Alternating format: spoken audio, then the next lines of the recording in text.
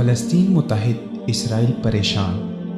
مصر کی نگرانی میں فلسطینی تنظیموں کے درمیان مفاہمت کا عمل جاری ہے۔ ہفتہ 7 اکتوبر کو اسلامی مزاحمت کار تنظیم حماس کے سیاسی دفتر کے ممبر خلیل الحیہ نے کہا کہ ان کی تنظیم مصر میں الفتح پارٹی سے منگل کے دن سیاسی شراکت داری پر مذاکرات کرنے جا رہی ہے، جبکہ فلسطینی صدر کے مشیر برائے خارجہ و انٹرنیشنل امور نبیل شاس نے کہا کہ حماس اور الفتح کے درمیان ہونے والے مذاکرات کا مقصد وطنی اتحاد و یکجہتی ہے، کیونکہ فلسطینی عوام شدت سے باہمی اتحاد و اتفاق کی منتظر ہے۔ انہوں نے مزید کہا کہ ان مذاکرات سے تمام فلسطینی تنظیمیں ایک پلیٹ فارم پر متحد ہو جائیں گی، جس سے فلسطین میں صلح اور باہمی یکجہتی کا عمل تیز ہوگا۔ فلسطین کی سیاسی اور مذہبی جماعتوں کے درمیان مصر کی نگرانی میں مفاہمت کے اعلان کے بعد جہاں ایک طرف فلسطینی عوام میں خوشی کی لہر دوڑ گئی، وہیں دوسری جانب صہیونی حلقوں میں بھونچال برپا ہو گیا۔ اسرائیل کی طرف سے جاری کردہ رد عمل میں سخت تشویش کا اظہار کیا گیا ہے۔ اسرائیل نہیں چاہتا کہ فلسطینی تنظیمیں متحد ہو جائیں،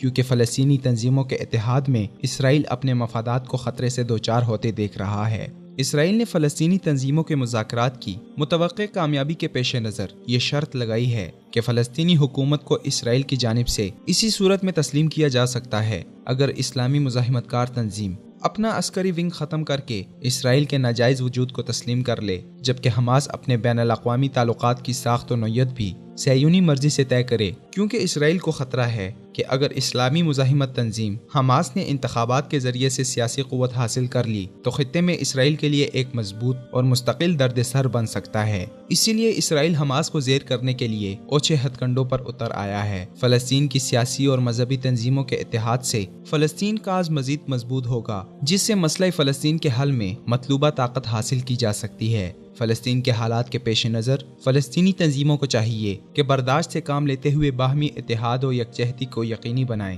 کیونکہ باہمی اتحاد و یکجہتی کے بغیر کسی بڑی کامیابی کا حصول تقریباً ناممکن ہے۔ اس حقیقت سے انکار نہیں کیا جا سکتا کہ تمام تنظیموں کے اتحاد کے ساتھ ساتھ اگر امت مسلمہ فلسطینی کاز میں حسب وسعت اپنا حصہ شامل کرے تو غزہ کی پٹی کی طرح دیگر فلسطینی علاقے بھی غاصب صہیونیوں کے چنگل سے بآسانی بازیاب کیے جا سکتے ہیں۔ مسلم امہ کی بھی ذمہ داری بنتی ہے کہ انفرادی اور اجتماعی ذمہ داریوں کو نبھاتے ہوئے فلسطینی مسلمانوں کی اخوت ایمانی کے جذبے سے مدد کریں، کیونکہ اگر آج امت اہلیان فلسطین کے ساتھ کھڑی نہ ہوئی تو کل کو یہ آزمائش کسی پر بھی آ سکتی ہے۔